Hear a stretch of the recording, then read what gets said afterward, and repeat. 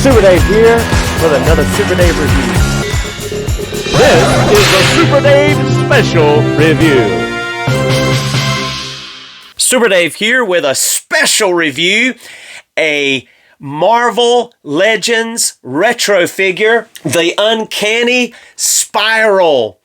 And she is awesome looking with her 6 arms, and is just, muscular and really awesome looking. I think this is just a dynamic looking Marvel action figure. And I'm going to be comparing her with some other sorceress like in the Masterverse and Motu World, because I think I could definitely plug her into that line. We'll see, because she's just so cool. And here's a little write-up on the back. If you'd like to pause and read that, you can. But this Spiral also, she was formerly Rita.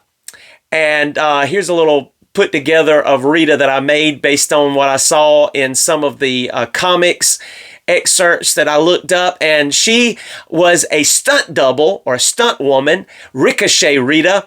And she was met by her future self. And in the process of being taken into that dimension, met Longshot, fell in love with Longshot. The two of them ended up encountering, of course, the evil Mojo. And in encountering Mojo, she was captured and turned into, by experiments and cybernetic enhancements and physical enhancements through DNA. That's right, Spiral, where she really lost herself and became the evil enforcer of Mojo, and a very powerful villain indeed. She had just an enmity for Longshot after that, but also even Mojo too. She was just angry, and defeated the likes of Marvel's Iron Man and Wolverine and others. Just a very powerful villain. So let's go ahead and break her open and check out Spiral. And here is our Marvel Spiral, and she's looking awesome. Such a posable and really dynamic action figure. Going to be looking at first her accessories. And Spiral comes with 4 weapon-holding, flesh-tone, 4-fingered hands. I don't know what it is about her enhancements that caused her to lose a finger on all of her hands, but she did. And she has 4 flesh-tone, weapon-holding, vertically hinged. All of them are vertically hinged. And then 1 cybernetic fisted hand that comes equipped there. And then she comes with 2 extras. She's got 2 left hands, 1 weapon-holding, 4-fingered cybernetic metal hand, and then another 4-fingered flesh-tone gesturing hand that's also left-handed. So she can swap out this left side with, of course, that weapon-holding for that cybernetic arm hand, and then replace one of those 2 left-hand arms there with a gesturing hand, which is horizontally hinged, and that weapon-holding cybernetic hand is vertically hinged, and that fisted hand that she comes equipped with there, that cybernetic type fist, is horizontally hinged. All right, she comes with 4 samurai swords, which you see them equipped there in her hands. Then she comes with this sorceress sword, this gold sorceress sword, and then this axe-looking thing. And so you can see those are gold. They are not painted gold. They were actually molded in some form of gold plastic. And so that rounds out her accessories. So now let's take a look at Spiral's articulation. This Spiral has amazing articulation with possibly just one drawback. She's just kind of a little bit gummy. She's on the gummy side of things, if you will. But taking a look at her now, get all these arms folded down out of the way here. And we'll take a look at this head. She's going to be able to look up about that much. She's going to be able to look down. It's going to kind of bounce back because of that hair, but she's going to be able to look down, and because of these hair strands in the front, it's not going to really stay, but she could look down. You might be able to heat it up and get her to look down better, but she's going to be able to look down about that much. She will get quite a bit of head pivoting. Just kind of maneuver that hair out of the way, but you will get some head pivoting. The hair is gummy enough that it will allow you to turn side to side fairly well. I will show you something while we're right here. These little silver armor cuff shoulder armor of some sort, they are pegged into the back here, in the holes on the shoulder. So you can actually unpeg them, but they move around, so they're flexible. I've almost thought about, just because they seem to just kind of get away in the way too much, almost gluing them down there so they'll stay put. But they're designed where they will move, but they seem to want to cover up her necklace or her jewels on her chest, more so than not. They should be right about there, it seems like, in my opinion. This right here is gummy also. This around her waist, I'll show you that right quick. It floats around a lot. That's another thing that I almost wish I could glue down to her waist almost, because it just seems to ride up a lot in the way. Everything's just real gummy. Even her bicep swivel, and I'll show you that right quick. She has bicep swivel on all 6 arms, even the cybernetic one.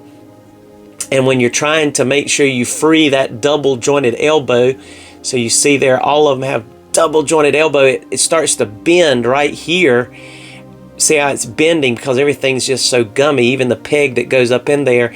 But you can, just kind of hold that still and get that double jointed elbow on all of these broken in here without messing up that bicep peg. You just have to kind of be careful with it. But all of them have double jointed elbows. And while the hair is out of the way, go ahead and look at that engineering there. That's how all 3 arms are pegged in on each side. There's your right side and there's your left side, as you can see how they're built in. So it's just geniusly engineered there. In my opinion, it just looks really good. So I'm going to plug this head back into place here so you can see that again, all of them have the ability to go about 360. If you can get the arms out of the way, you're going to be able to get the 360 out of those shoulders. Just have to maneuver arms out of the way. You have double jointed elbows, vertical hinged hands on these. Now I do have the gesturing hand over here on the left side plugged in now, instead of that 4-fingered. See, there's 1 thumb and 3 fingers, so 4-fingered hands. Instead of the weapon holding hand, I have the gesturing hand, and it is horizontally hinged, whereas all the rest of them are, even the weapon holding hand on the cybernetic hand here that I've installed, is vertically hinged. So they look really good. You have the arm bands on the first arm on the right side, and on the actually on the bottom arm on the left side. So you have that like a metal. It's not really metal, it's just molded in. There is great musculature. There's like a bicep detail and a tricep detail in those arms, as you can kind of see there, built in to those arms. And so that is neat, that there's the musculature, even some abs there, which a wash would kind of bring that out a little better. But in the shadows, you can kind of see the definition there, as well as in the legs. There's some good definition, musculature. So she's definitely well built, just like I believe her character. And it's a very beautiful head sculpt too, very beautiful face. Those whited out eyes, cool looking crown helmet all the way around. That hair, there's not really a wash in that hair. It doesn't appear to be, but it's all white, and it's has a good mold to it. It's designed so that it doesn't get in the way too bad because it's arched over here, but it's just really neat. Even some muscularity in her back there too, all the way down, even into this area. So just really cool. All right, she's going to be able to get almost full splits, not quite. There's not the drop down method in this figure. She has thigh rotation, double jointed knees, which get good movement. There's not a boot cut, which you would think there would be with all this tied in, but there is a swivel at the foot. There's a peg that goes up into the upper part of the bottom of this leg, so that there's a swivel up in there, and she actually gets decent rockers despite the fact that this fur comes alongside. She gets really good rockers. You can maneuver that, and she's going to be able to go almost tiptoes and then up a pretty decent amount too, despite all of the fur. So there's some play here in these feet, which, everything being a little gummy, causes it to be a little hard to get her to like stand on one foot like I was doing earlier. I had to use a peg because of the fact that everything's so soft. Like even her knee is just so gummy and soft here in that double jointed knee. And even there, you can see how just bending there at the thigh cut, it just shows because this plastic is a little gummy. Now, she's going to be able to bend back a really good amount at that diaphragm. She's going to be able to crunch forward slightly.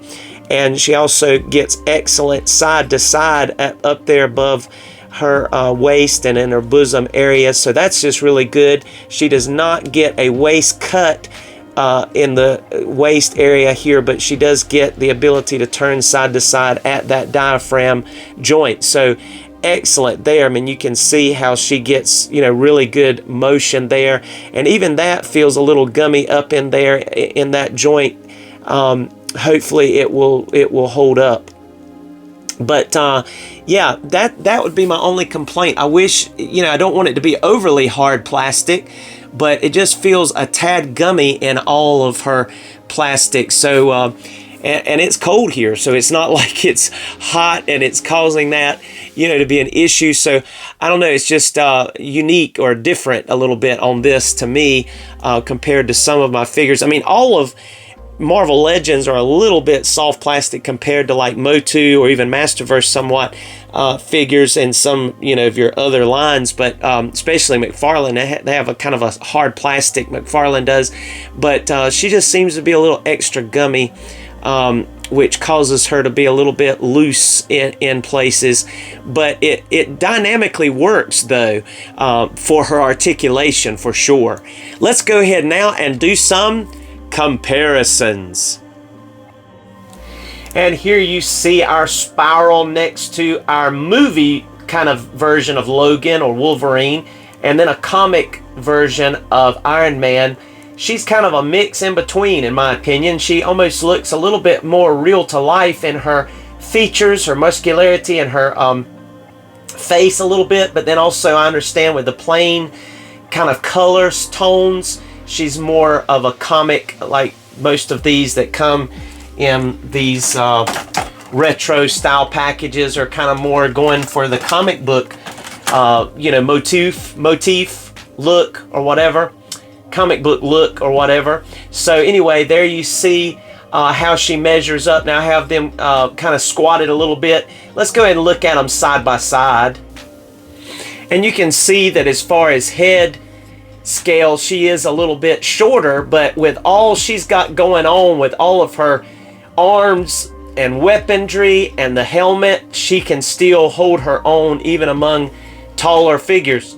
Like the Iron Man looks quite a bit taller, but you can't really tell it that much if you pose her, in such a way to be intimidating. So you can see how that scales there. Really cool. She's pretty small next to He-Man and Evelyn the Sorceress. Definitely. She's definitely short compared to these. Of course, I mean, there are people that are shorter than others, but for her to be such an evil villain, I don't know, I wish she was a little taller to fit in with these, but you could still make it work if you desire to. You could. And even at the 6-inch mark here with the classics, yeah, still a little bit short. Well, I should say more than short. It's like the head is way too small. You see her face next to her face, and his face, not counting the helmet or the hair. just really petite in this line. Of course, she looks perfect when you line her up beside some other Marvel Legend figures, so definitely looking good, you know, in that sense, which is where she should be, right? And just in case someone was wondering how she would look besides some McFarlane superheroes, here is the Atom over here on the right, and then here is Super Kent, Jonathan Kent in super form here on the left. And yeah, she's shorter. You could always put her on like a levitation type stand or something, have her levitating, and maybe, you know, make her look all right. But yeah, there she is. And case in point here, I have her on a stand, a flight stand for her to levitate, and you can see that you can pair her with your Motu Masterverse figures, your taller Marvel figures, or even this four-armed Kentaro by Storm Collectibles, the Mortal Kombat Kentaro figure. He's got 4 arms and she's got 6 arms, so who would win that one, right? But that would be an interesting matchup. But there you go, you can see that if you levitate her up there, you could definitely pair her with just about any line, small or large. So you get the idea there. She is so cool and versatile. And let's just go ahead and bring in all the flight stand action and check her out. There we go. She is awesome looking there, isn't she? Really cool. Really looking stellar there with her sword and the lightning effect. That is the Motu Prince Adam, Super 7 Prince Adam Club Grayskull lightning effect that came with that one if you're interested. But there they are. Orko's checking her out. Yes, and of course Sunman back there with the addition of his belt jewel, a jewel I got from Hobby Lobby glued on there. That's so cool. I like that emerald. There is Spiral. Awesome. And thank you again for joining us for another Super Dave special review. Come back and see us again.